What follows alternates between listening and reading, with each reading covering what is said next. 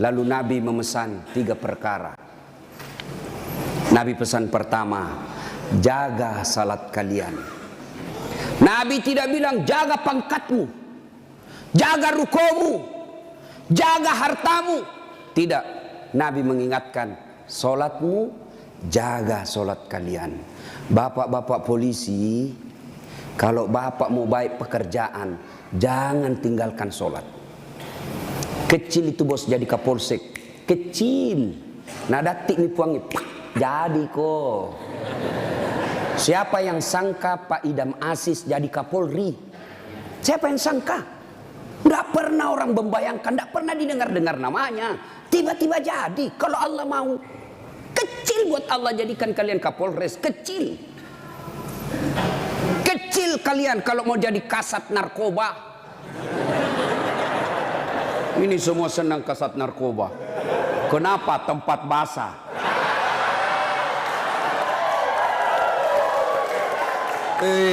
Hati-hati Pak Polisi. Di tempat basah lah itu orang tenggelam. Tidak ada orang tenggelam kalau kering. Siapa suruh kau bilang gas-gas? Gas memang. Kita sudah tanda tangan MOU toh. Pak, kecil, sholat ki Pak. Kecil bapak punya bahagia. Ustadz, kenapa itu kasihan istriku nang ngomel aja nak kerja.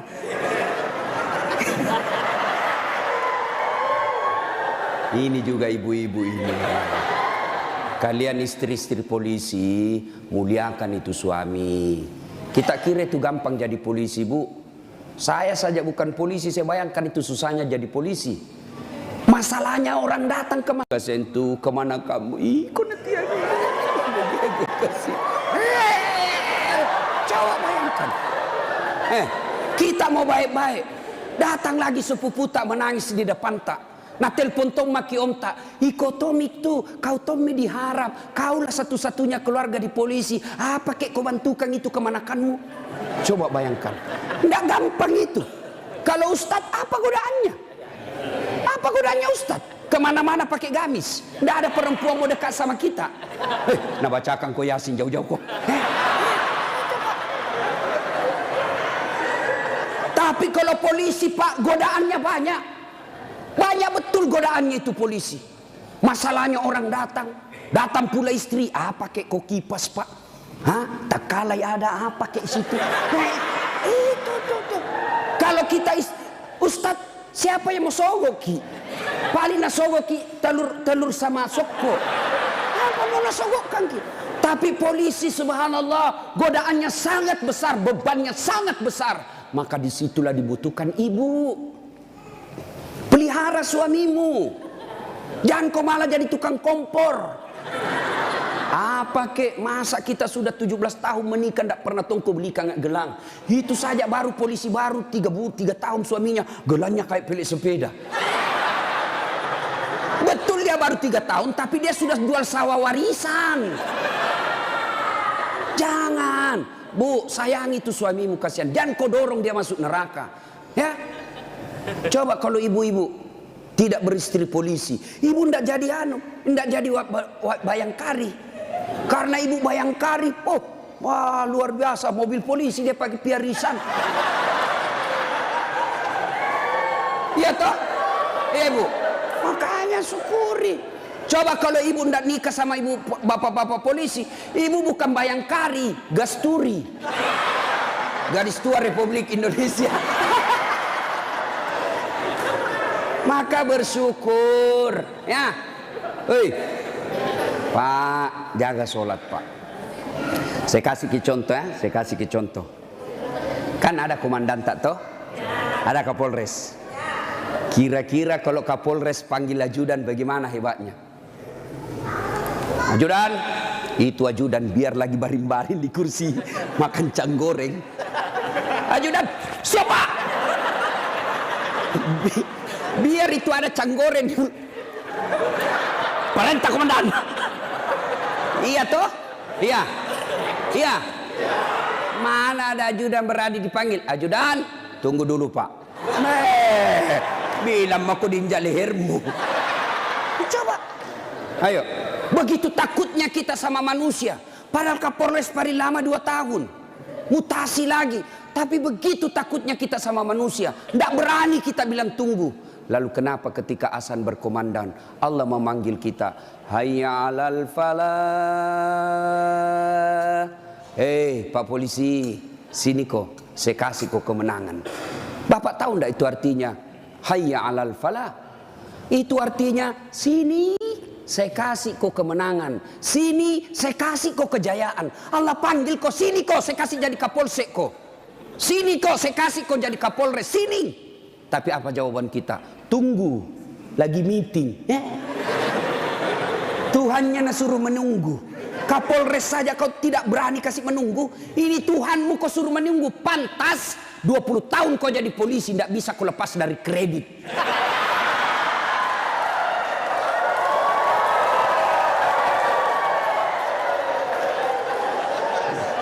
Gas memang. Makanya, bagaimana hidupmu mau baik bos jadi polisi? Kau udah bisa cari muka sama atasan. Siap komandan, siap salah komandan. Bapak kerja sama manusia, 10 suruh ki kerja. Nih kerja ini 10, 9 yang cocok, 1 salah, yang salah persoalkan. Bodoh memang kau ini. Coba, lupa itu 9 yang cocok, padahal 9 yang betul, 1 jika dosa. Bodoh memang kau ini. Nggak ada. Itulah manusia. Kalian capek cari kelakuan baik. Jangan kau terlalu mencari muka sama pimpinanmu. Yuk kerja saja dengan baik sebagai polisi. Ada tupoksimu, ada ini, kasat ini, jelas pekerjaannya. Kerja itu dengan baik, perbaiki sholatmu, Allah yang angkat derajatmu. Tapi kau siapa? Nah bilang ada di Jakarta, cemen lu men.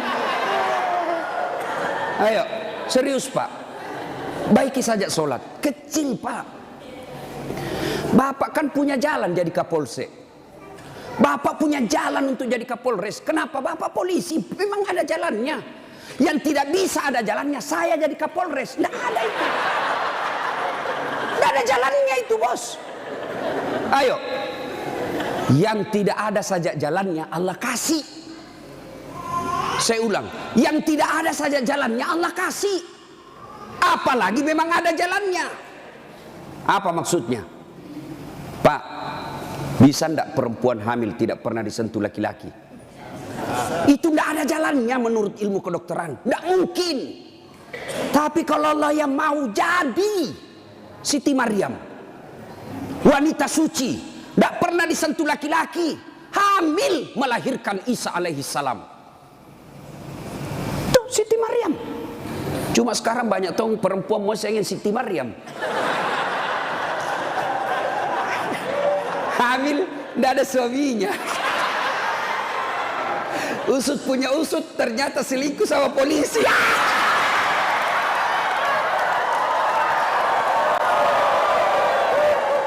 Gas memang. Kau bilang gas. Coba, makanya ku gas.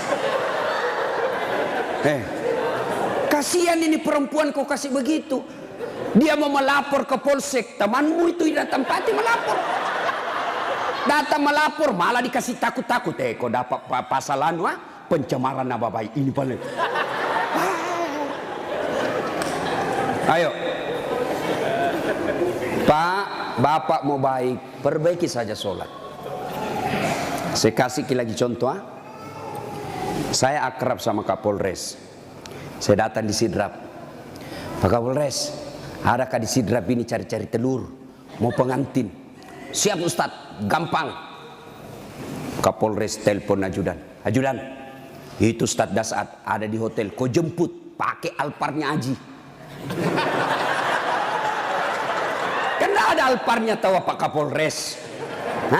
Tapi punya teman. Nah, bawakan telur. Selesai masalahku soal telur. Kenapa? Saya akrab sama komandan. Sebaliknya ada orang dari Makassar, tidak pernah ketemu Kapolres, tidak pernah kenalan, tidak pernah didengar namanya. Assalamualaikum Kapolres. Saya ada di Sidrap ini, saya cari-cari telur, pinjam dulu mobil Pak. Siapa nak telepon Kapolres? Kapolsek, tangkap itu. Hah? Tangkap dia. Tidak pernah kenal, penipu pasti itu, penipu, tangkap.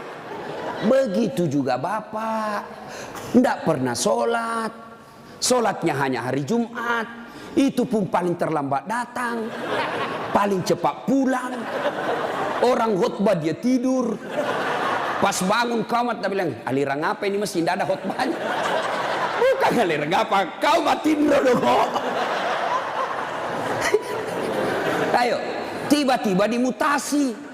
Tidak ada tempatnya yang bagus-bagus, stres. Jadi berdoa, ya Allah, capek mak ini jadi polisi Tuhan. Kenapa hidupku tambah susah Tuhan? Nah bilang Tuhan, malaikat, karena dia sudah capek jadi ke polisi, sekali cabut nyawanya. Makanya Pak, yuk perbaiki sholat Pak. Apa alasanmu tidak mau sholat? Bilang kok apa? Bilangnya apa alasanmu? Si geaki. Apa? Hah? Tidak ada kecuali malas. Dalam Islam ada boleh beberapa orang boleh tidak dosa ketika dia sholat. Satu, belum balik. Kalau ada bapak-bapak polisi di sini merasa belum pernah mimpi basah, belum pakai balik itu. Atau ibu-ibu poluan tidak pernah haid, kau masih balita itu. Yang kedua, siapa boleh tidak sholat? Hilang ingatan alias gila. Kenapa tidak sholat? Saya gila Pak. Yang penting Bapak yakin gila, boleh tidak sholat. Tapi tidak mungkin Bapak jadi polisi kalau Bapak gila. Yang ketiga, boleh tidak sholat dalam tekanan. Zaman Belanda diancam kepala tak. Jangan sholat. Kalau kau sholat saya kasih pecah kepalamu. Boleh tidak sholat orang begitu. Lain itu apa Pak? Bapak nganangani unjuk rasa. Boleh Bapak sip-sipan sholat. Tidak bisa tinggalkan tempat. Sholat khauf namanya. Sholat dalam keadaan perang. Bagaimana caranya? Bapak berenam, polisi bertugas. Maka bagi tiga lapis, 3 rakaat, tiga saf. Saf pertama 2 orang. Saf kedua 3 orang atau 4 orang. Maka saf pertama diselesaikan dulu sholatnya. 1 rakaat. Yang di belakang jaga senjata. Begini dia. Selesai ini yang saf pertama 1 rakaat. Maka saf kedua lagi yang selesaikan sholatnya, saf pertama lagi yang siaga-siaga senjata. Boleh Pak. Tidak bisa ditinggalkan tempat Ustaz. Kita tayamum darurat. Boleh Bapak. Kalau pergi ambil air 1 kilo, bahaya ini keadaan. Bapak tayamum di situ. Tidak usah buka sepatu. Boleh. Bagaimana caranya? Letakkan telapak tangan di pasir. Sudah itu tepuk. Karena kalau kau tidak tepuk ada pasir, kau gosok matamu. Tidak jadi kesembahyang.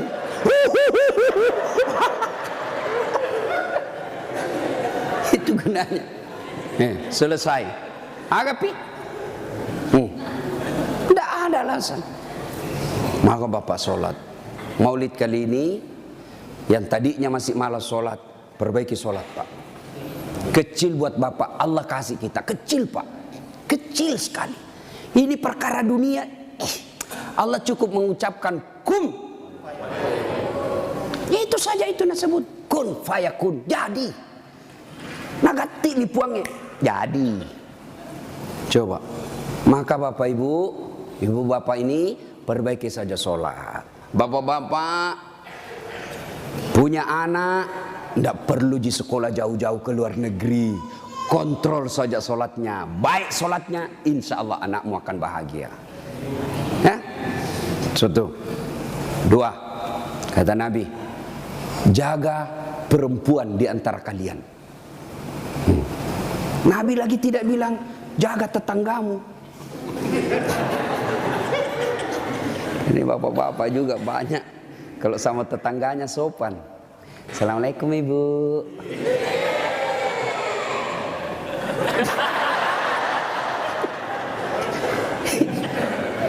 Ibu, kita ini sebenarnya laki-laki tergantung istri. kalau istri kita baik, sopan bicara, tidak mungkinlah kita macam-macam. Datang mama tak kuhormati, datang saudara tak kumuliakan, pasti kita berpikir, baik sekali istriku ini. Belum tentu saya dapat perempuan lebih baik dari ini. Ya sudahlah, saya sabar saja menghadapi ini. Tapi kau suka kau ngomel, malas, datang mertuamu tidak pernah enak mukamu. Baru 1 jam duduk kau bilang kapan pulang mak. Datang mertua laki-lakimu langsung kau bilang engkau mbokmu. Datang lagi bapakmu bawa beras 50 kilo, bulan nanti 1 juta. Ada begitu istri tak pak? Itu yang membuat hidup tak sial. Betul pak. Kalau ada istri bapak yang tidak tahu menghormati orang tua tak, itu yang membuat hidupmu sial. Maka nasihati itu istri baik-baik. Ini juga ibu-ibu, hargai itu suami. Ya, untung ibu punya suami, punya anaknya orang. Coba terima beres. Hei, serius kah ini? Datang itu mertua kita hormati, muliakan. Coba, ada kadang-kala ibu-ibu curhat sama saya, Ustadz, kenapa itu suamiku lebih sayang, kasihan satu rumah kak sama mertuaku, mertua perempuanku. Kenapa ini kasihan suamiku, sayangnya sama mamanya saya tidak. Saya bilang, sadar kok ibu, mamanya orang itu, bukan selingkuhannya, bukan istri kedua. Kalau istri kedua boleh kau bilang begitu, bersaing kok. Tapi ini mamanya, dari rahimnya itu, keluar dari perutnya, dia yang didik dia yang kasih jadi polisi, dia yang biaya, kau terima beres. Sadar, mestinya kalau begitu suamimu, kau bersyukur. Ya Allah, baik betul ini suamiku. Mudah-mudahan nanti anakku seperti suamiku, tetap sayang sama saya meskipun saya sudah tua. Dengar itu.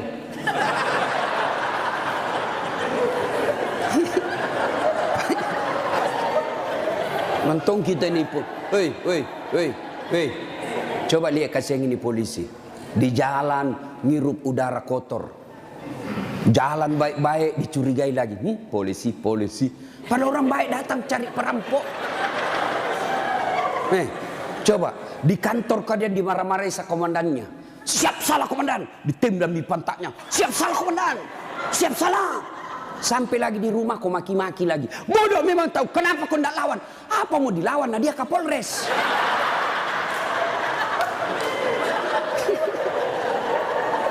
Lihat toh, ini kasih muka-muka susah semua ini kasih ini polisi. Coba lihat. Enak tong itu kalau pulang suamimu kau sayang-sayangi, kau masakan kesenangannya. Tidak bisa tiap bulan, sekali seminggu lah. Ya. Paling tidak ketika kau terima gajinya, kau telepon itu suamimu. Pak, jangkit makan di luar. Hari ini saya masak kesenangan tak untuk kita pak. Tanam maki spesial hari ini. Salam sayang selalu dari istrimu di rumah.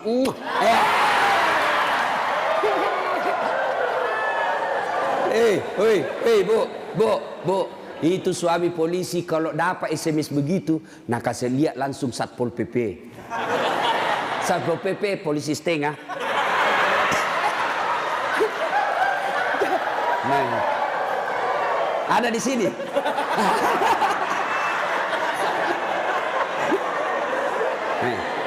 Apa nak bilang? Nak bilang itu polisi. Lihat kau ini istriku bos. Betul dia lebih tua dari saya. Betul dia tidak cantik. Dia orang kampung. Tapi kau lihat bos. Istriku ini. Pernah SMS begitu? Paling kita SMS, Pak, jangan lupa singgah beli gas.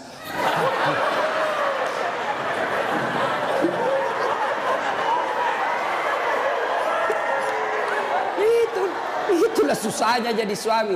Tapi bapak juga kalau disuruh singgah beli gas, jangan sok-sok gengsi. Jangan gengsi. Kan biasa kita laki-laki, saya polisi, saya ajun komisaris, saya ini pangkat tinggi, masa beli gas? Kenapa nih? Ayo, Pak, kecil itu. Coba, untung bukan kita yang hamil. Mau kita tukar? Kita yang hamil, istri tak beli kompor gas. Mau kita tukar kira-kira itu. Repotnya itu perempuan hamil, jalan saja setengah mati, 9 bulan itu kasihan. Melok ni masuk. Coba itu perempuan kalau hamil, duduk aja setengah mati, harus pakai standar samping. Lama itu, mapanguju tuh kasih kalau melek tudang. Coba kalau bapak, langsung saja begini, selesai. Maka ketika yang begitu, bapak ikhlas saja, itulah pengabdian kita kepada istri. Ya, tenang. Itu Nabi Pak 11 istrinya. Tapi tidak pernah ada istrinya mengatakan menyesal saya nikah sama kau Muhammad. Bapak satu menderita lahir batin. Itu Nabi Pak, Nabi kalau minum sama istrinya, dia kasih begini, minum, kasih lagi istrinya, satu teguk. Kasih lagi istrinya. Begitu romantisnya Nabi. Dan hebatnya itu, kalau Aisyah minum di sini bibirnya, itu cari Nabi. Coba Pak Kasat begitu. Minum bekas bibirnya istri. Bau mulutmu.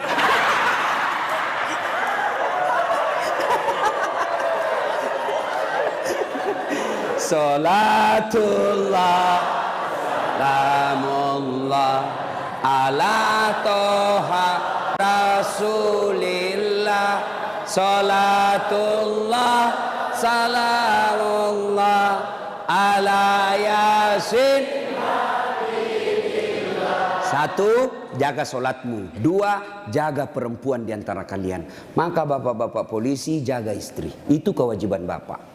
Kewajiban bapak. Biar bapak hitam jidat gara solat, Senin Kamis puasa, tahajud tiap hari, tadarus tiap maghrib. Tapi istri tidak pakai jilbab, istri tidak solat, istri tidak puasa Ramadan. Maka bapak dulu yang masuk neraka. Ku ampusakum wa akhlikum nar.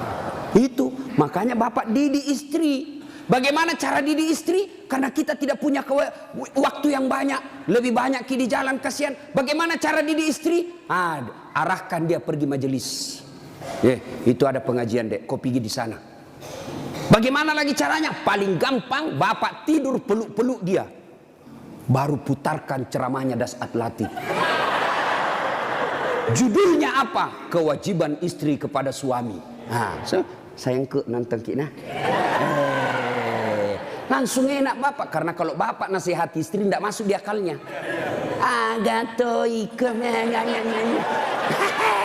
Tidak masuk. Iya kan? Karena bapak lebih sering tipu istri daripada. Bagaimana dia percaya? Kita juga ibu, bagaimana tidak ditipu Ki? Karena suka Ki marah-marah. Jujur Ki, marah kok ya lebih baik dibohongi kau supaya senang perasaanmu. Kenapa kau bohong? Selama ini kau bohong. Ku sayang kau, tidak mau kau luka perasaan man, kau bohongi kau. Sekarang kau tahu ya itu takdir burukmu. Kan kita terpojok Ki jadi bohong maki. Sama saya ada temanku SD, masih selalu kena telepon sampai sekarang. Cinta-cinta monyet dulu di kampung. Setelah saya lihat banyak viral, tambah populer Ki Ladase. Itu di Makassar gitu nama aku Dasat Latif. Kalau di kampung Ladase.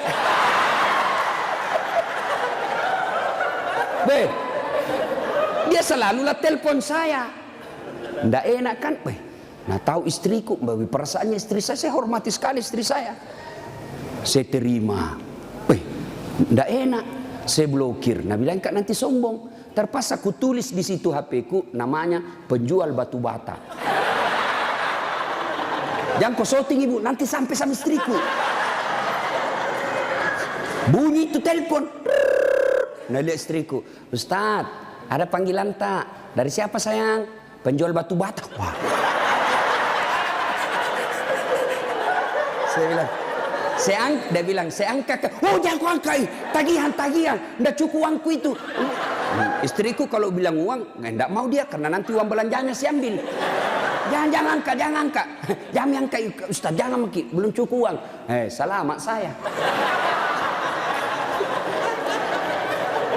Satu ketika saya pulang ceramah. Bikinlah saya teh.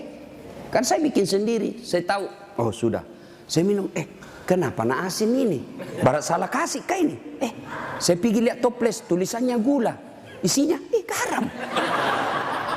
Saya tanya istriku, sayang, kenapa ini tulis ki gula na isina garam? Nah bilang, hepon tak juga, lain kita tulis lagi isina.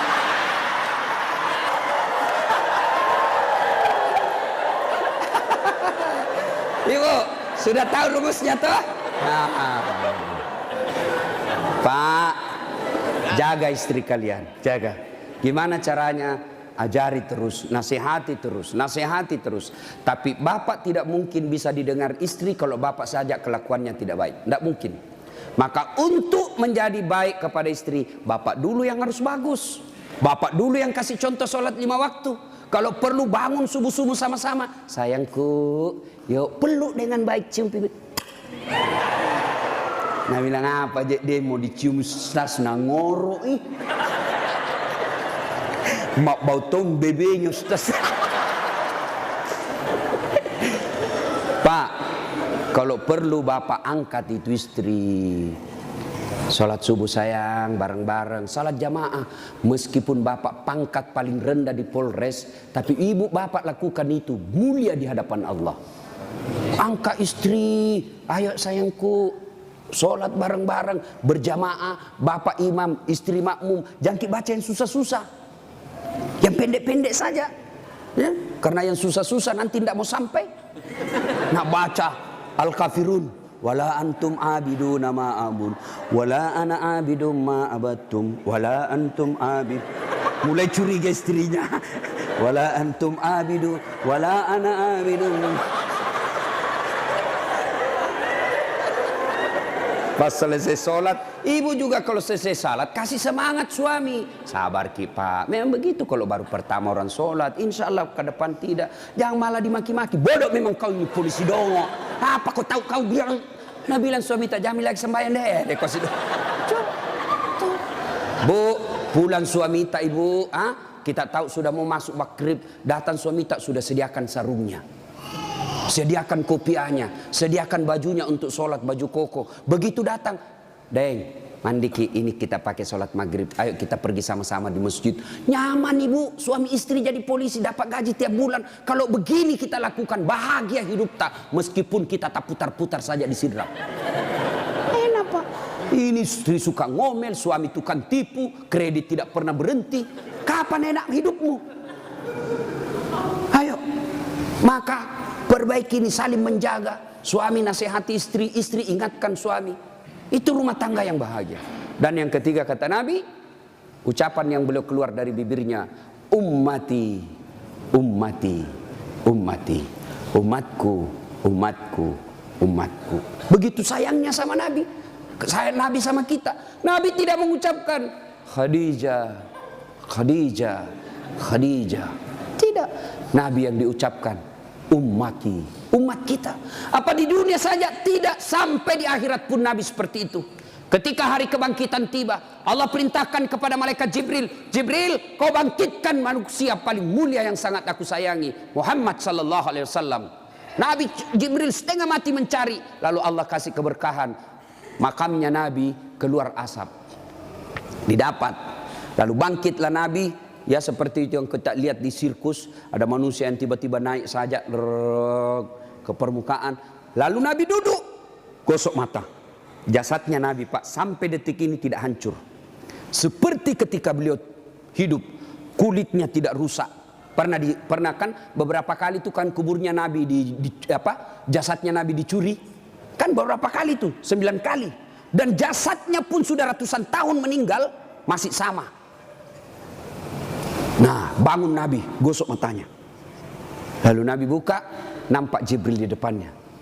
Lalu Nabi berkata, Jibril, hari apa ini? Ya Muhammad, inilah hari kebangkitan yang pernah Allah janjikan kepadamu. Kira-kira kalau bapak bangkit seperti itu, bapak cari siapa?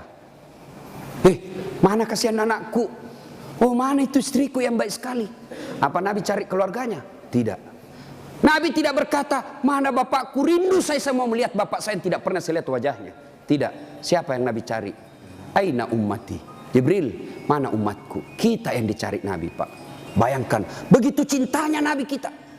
Nabi cinta di dunia sampai di akhirat. Nah sekarang, bagaimana kecintaan kita kepada Nabi? Kalau sahabat luar biasa cintanya kepada Nabi. Nabi sakit ujung akhir hidup beliau. Nabi datang ke masjid sholat subuh. Selesai sholat subuh, Nabi lalu naik pidato. Saudara-saudara sekalian, kita sudah bertahun-tahun membela agama Allah, hidup bareng bersama. Tentu ada yang pernah saya sakiti, baik yang sengaja maupun yang saya tidak sengaja. Kalau ada yang pernah saya sakiti dan saya tidak tahu, tolong balas hari ini. Daripada nanti di akhirat kau membalas, sakitnya berlipat-lipat. Sekarang saya minta balas sebelum saya meninggal. Suasana hening. Abu Bakar paling duluan menangis. Tanda-tanda Nabi sebentar lagi meninggalkan kita ini. Suasana hening. Tiba-tiba dari belakang ada sahabat Nabi namanya Uqasyah. Hitam tinggi besar berdiri. Ya Rasulullah, saya pernah Anda sakiti. Semua orang balik. Kurang ajarnya ini Uqasyah.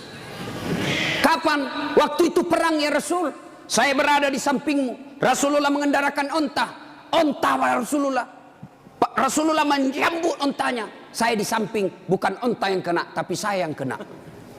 Saya mau membalas ya Rasul. Semua kurang ajar. Nabi lagi sakit mau membalas. Umar berdiri. Uqasyah, kalau gatal tanganmu ingin mencambuk, saya kau cambuk sampai mati. Jangan Rasulullah. Kata Nabi, Umar, saya paham maksud baikmu, tapi dosa tidak boleh diwakili. Dosanya Kapolres tidak bisa diwakili Kasat Lantas. Tidak boleh. Mentang-mentang kita komandan ambil dosa aku, tidak bisa.